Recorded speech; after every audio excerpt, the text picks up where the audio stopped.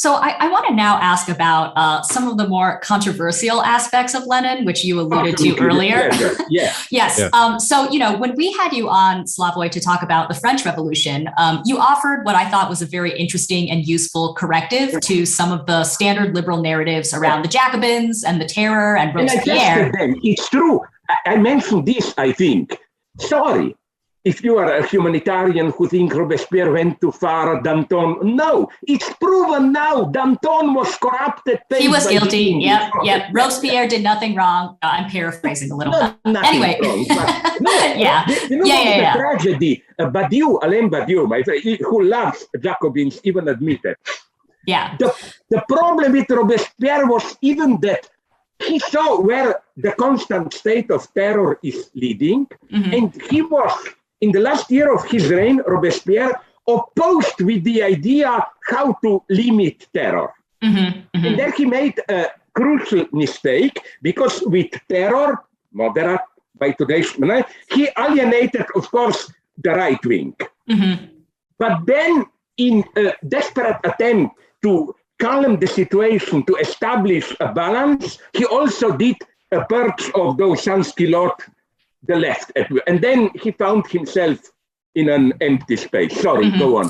Yeah, I mean, but when you bring this up, and that, of course, leads me to the Red Terror, right? The Bolsheviks, after the October Revolution, undertake a program to consolidate their power, which, among other things, leads to the creation of the secret police, the Cheka, and then, of course, during the Russian Civil War, this group will carry out what we now call the Red Terror. And the reason why I wanted to ask you about this is because, if I'm not mistaken, the Bolsheviks modeled their program of, stamping out counter-revolutionary activity on what they understood the Jacobins to have done.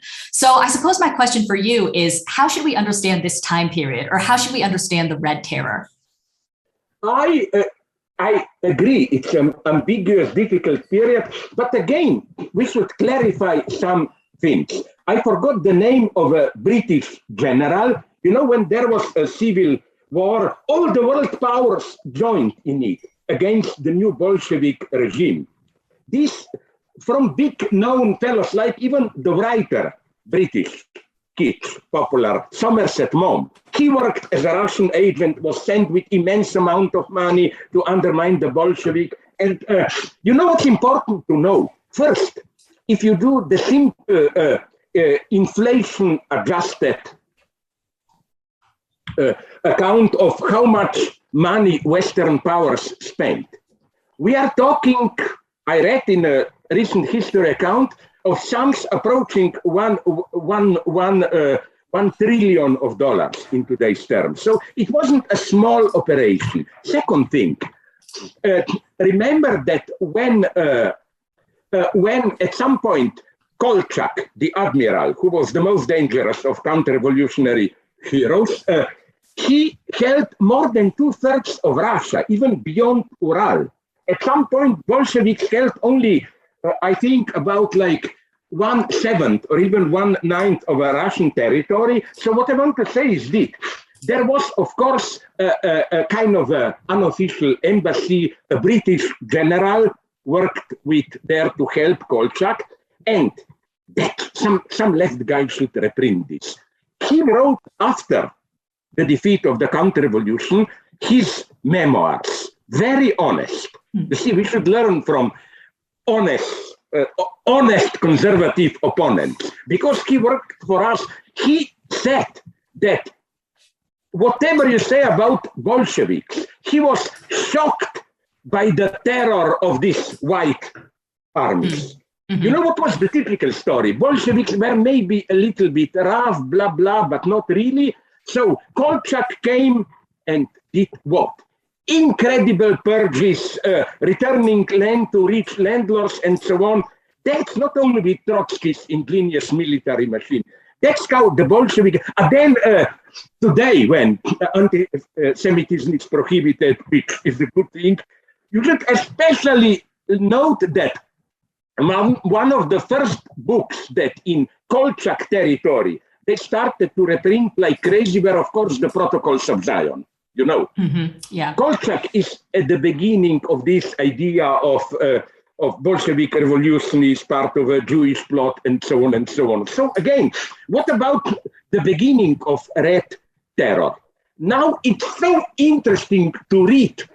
Good, they don't have even to be biased by our leftist views. Good witness account. For example, you can download it for free on, I don't know where, YouTube. Bertrand Russell on the theory and practice of Bolshevism. He has many complaints, but he admitted that at that point, 1919 or when, that in spite of the terrible situation, military and so on, he didn't have any problem of contacting the opposition persons, Bolsheviks, all other who were still there, talking with them. You know what's the problem? You know how Red Terror began? Lenin, till that period, till 1920, I think, do you know, and this gives you a flair, an idea of the situation there. You know that Lenin was simply driving around just with a chauffeur in his car. You know what once happened to Lenin in, I think, mid-1918? He was stopped out of Moscow on his way to deliver a speech to some high school conclusion of the he and his driver were stopped by a gang who took the car and didn't recognize them and just they walk away. So then Lenin and his driver somehow reached the nearest police station. There, they didn't believe him that he is Lenin, the madman go and so on. And you know how that attentat on Lenin happened? He was returning to Kremlin again in a car. And some women gathered at the entrance to Kremlin started to shout at him, "You screwed up, blah, blah, blah." Lenin stopped the car, went out, began to talk with them, and then there was then Red Terror was strictly a reaction. At the same time, you know, another figure, now I will say something horrible, but another figure to be partially rehabilitated is the one who is today painted as the ultimate evil, the founder of Czechia, Dzerzhinsky. He was an incredibly interesting person. Read the biography of him. He always tried to limit the terror. He saw the human costs. And it was because of him all the time after the end of Civil War, after 1920, he all the time put the pressure on Politburo. Listen, these guys are already 2 years in prison. Let's release them. And then later, before his death, his big activity was to organize for literally 2-3 million homeless children wandering around Russian big cities to organize this. So again, the other thing is that, you know, it wasn't that we had a nice democratic order and then evil Bolsheviks are introducing terror and so on. Don't underestimate, again, the absolutely terrorist nature of the counter-revolution. That's why Bolsheviks won. Not only because Trotsky was a good organizer, jumping up and down on his legendary train or whatever, you know. No, it also don't underestimate it.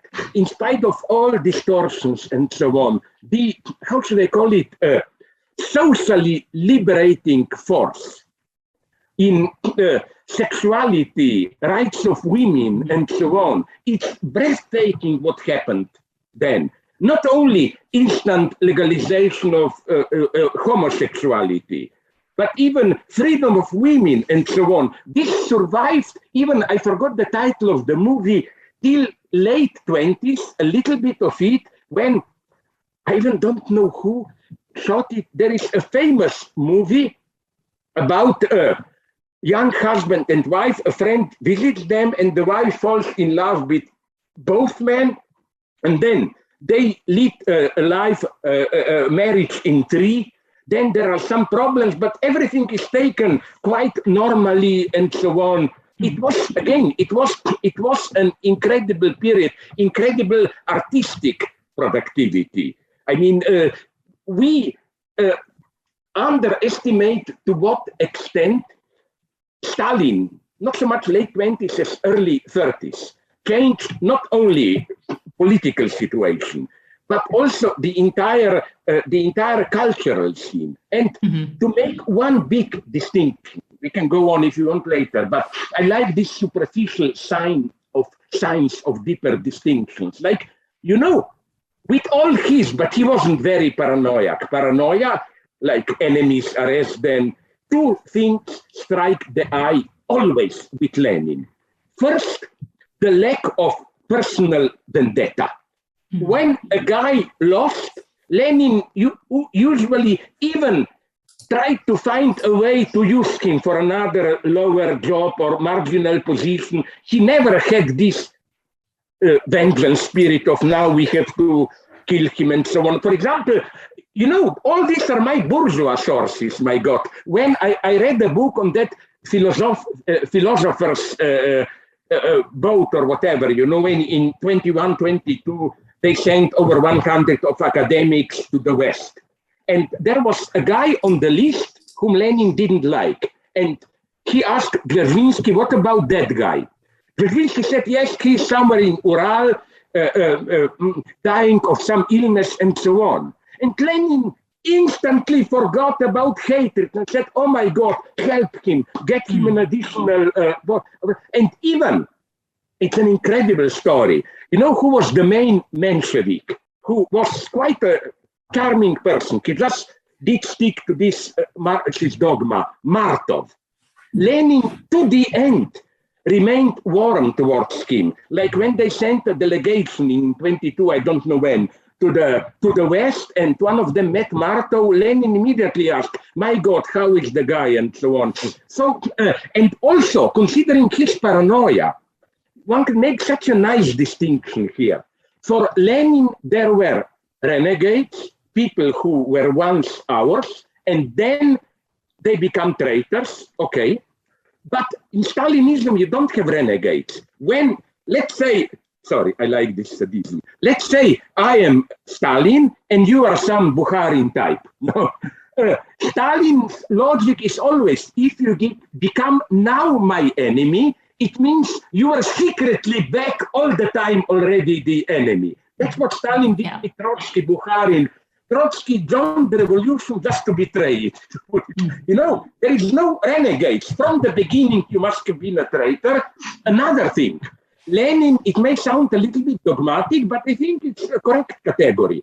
Like to use the category of objective responsibility. You may be a good humanitarian, but you are doing things which objectively in this situation serve the enemy.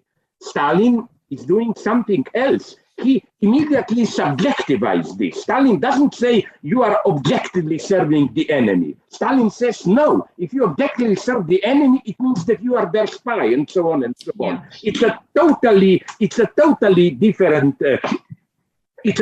different logic. Now, I don't think there was a chance through some miracle, some Trotskyite friends of mine have this dream, if only Lenin were to survive for 3 years more and whatever, and made a pact with Trotsky, the situation was so difficult that I don't think they had a great chance. I think, if you ask me, the most tragic moment of the October Revolution was precisely at the end of the Civil War, because then it was also the end of, let's call it, state of emergency, and then the real task began, how to build a new society. And it meant quite concrete things, like even at the level of, I don't know, manners, funerals, sexual habits, and so on, precisely these unwritten rules of everyday life and so on.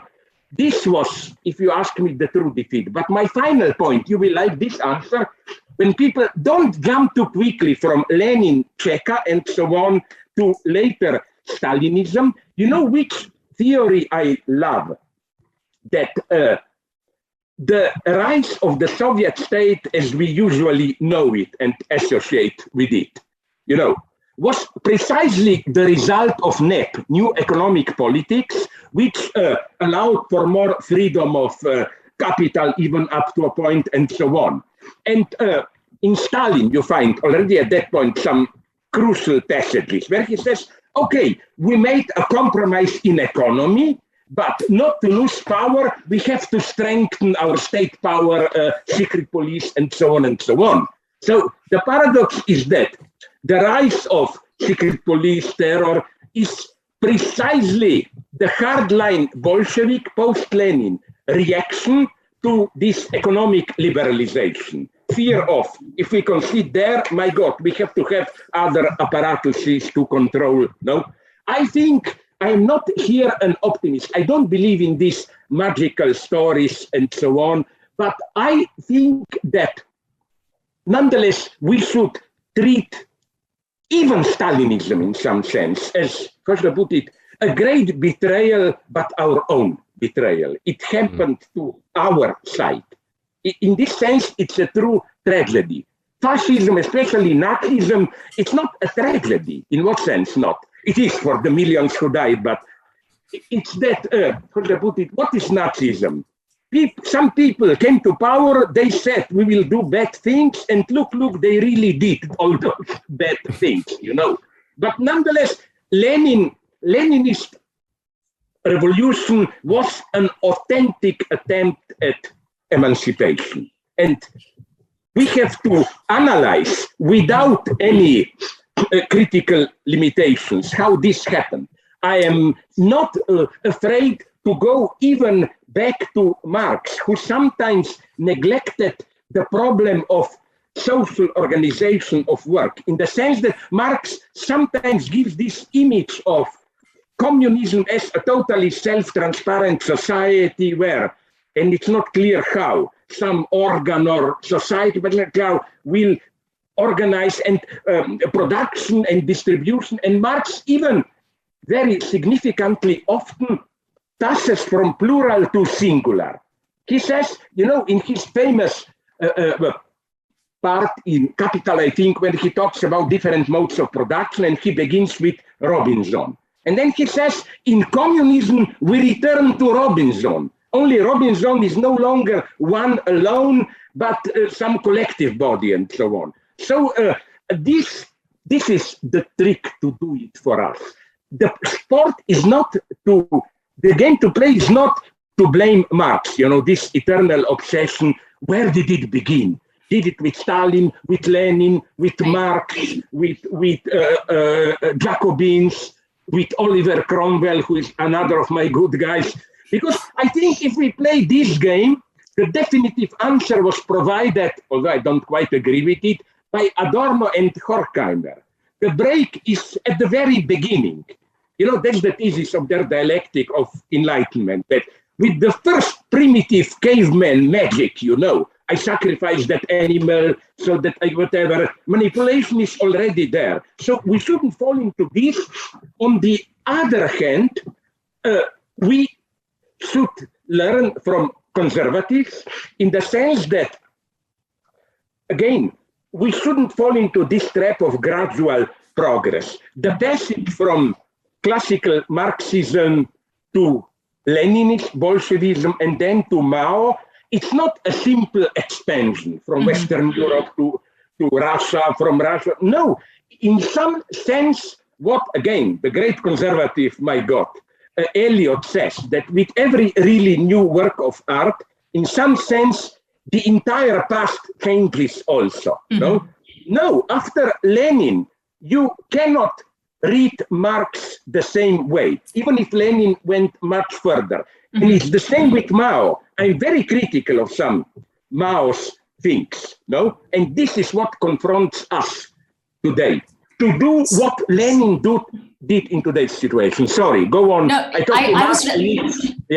I was just going to say, leading from that, I want to go back to something that you mentioned, the end of the Russian Civil War and Lenin, because I a few years ago, I believe, you wrote an article for NLR, for New Left Review, where you look at some of Lenin's writings right after the Russian Civil War. And in one text in particular, he uses the analogy of a mountain climber who's scaling a mountain. It's so good. Yeah. So I was just going to add, so the analogy is, a mountain climber who's scaling a mountain, reaches an impasse, and has to move backwards in order to find another pass to move forward. Yeah, so I wanted to ask you why you find that text and that analogy so useful. Because Lenin is very clear there.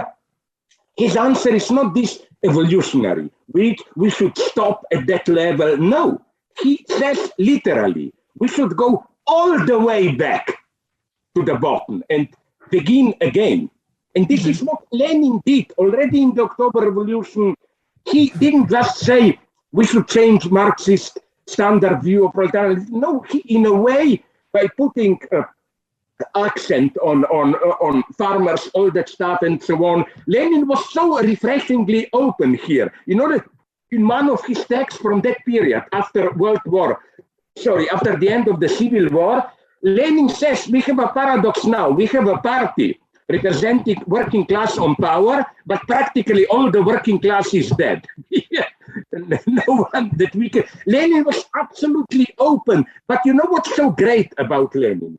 The usual social democratic evolutionary guy would have said, oh, stop. So to be an authentic working class party, we should step down and develop working class. No, Lenin, in this crazy paradoxical situation, radical party on power without working class, practically. Lenin just in a principled but pragmatic way asked himself, but what can we do? What can we do? And he found a way in this modernization, especially simple civilization, not in the Western racist way, but nonetheless. So this is also what we have to do today. If we were to have more time, the guy who is a problem today is, you should do something, Jacobin, about it. It's incredible paradox. Maybe he's the most important intellectual today. Did he do something about Wang Huning? He's now one of the 7 members of the standing committee of the Politburo, the 7 who basically run China the strongest. And it's incredible what he did. 30 years ago, he wrote a book called America Against America. As a young guy, he visited the United States and in a very intelligent way, he saw all the deadlocks already that led to Trump, populism, social disintegration, and so on. And his big obsession was how to prevent that this will happen to China also. And now it is happening to China. And so the idea is that he is the brain behind Xi, the Chinese president's recent measures. Will they succeed? My point is this one. Yes, in our media, you just hear what they do to Uyghurs, to Tibetans, intellectualize, and so on. It's true. I don't agree with that. It's horrible. But it's a wrong repressive answer to a very real problem of today's capitalism. A week ago, even less, I had here in Ljubljana a round table with Yanis Varoufakis, my friend, who in some sense is even more crazy than me, you know, in this radical sense. But he said something which maybe it's a rhetoric exaggeration, but it's right. He said that didn't we notice that capitalism as we knew it, liberal democratic capitalism, is in the last years de facto disappearing because there are so many strange phenomena. Like you remember a year ago on the very day when it was reported that in United Kingdom, brutto product fell for 20%, and in United States similar, stock markets went up. So it's as if this division between, let's call it real capital and speculative capital, exploded open. Then next thing, how we are today witnessing what one cannot but call Keynesianism at reverse. We are printing immense amounts of I would like to have some of them. Those who power banks, immense amounts of money, trillions. But they are not invested in a Keynesian way into, let's call it, real people's needs production, maybe a small part. It all remains within these speculative circles, like a big company like Volkswagen had to be saved. So Deutsche Bank gives $500 million, even more, to Volkswagen, who buys their own stocks. It all remains up there. So this thing then, there is, I'm not sure the term is correct, but it designates a real phenomenon. This so-called neo-feudal corporatism. You know, big corporations, which, as I developed in a couple of my books repetitively, are privatizing our commons. Like, if you buy books, the commons of books and so on, it's Amazon. The commons of private communication is Facebook, and so on and so on. And this is no longer capitalism as we knew it. This is a return to rent and so on. And Chinese are in some sense aware of this, that capitalism as we knew it is disintegrating. It's already tremendously changing now into something else. So that's how I read, and my Chinese friends confirm this. Extraordinary news that now, as part of this President Xi initiative, you know what they did?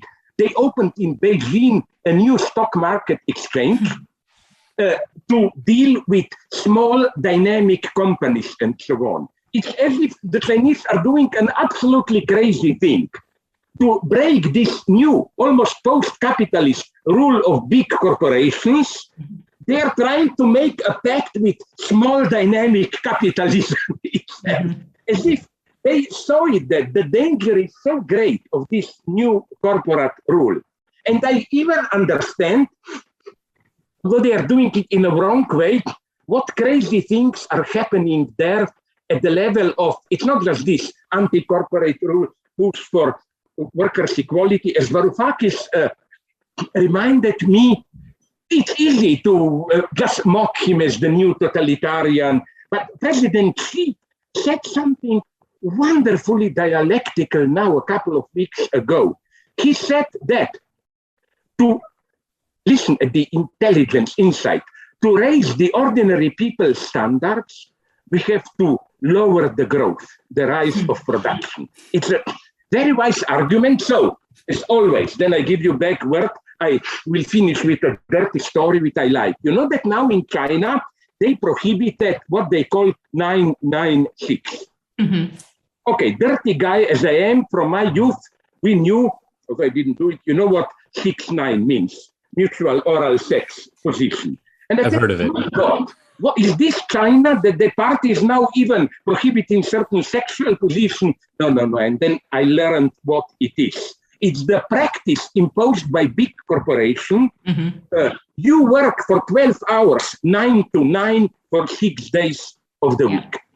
So again, we may disagree. They do it in an authoritarian way and so on.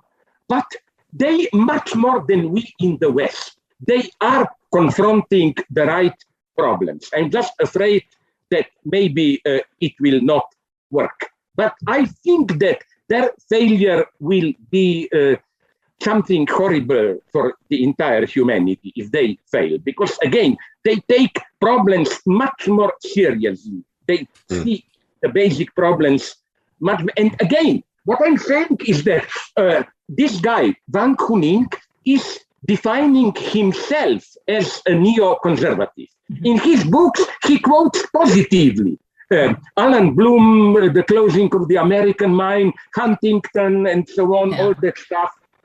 This is his limit. I think that he sees all these topics that even conservatives today see, the social disintegration and so on. What he doesn't see, I think, is that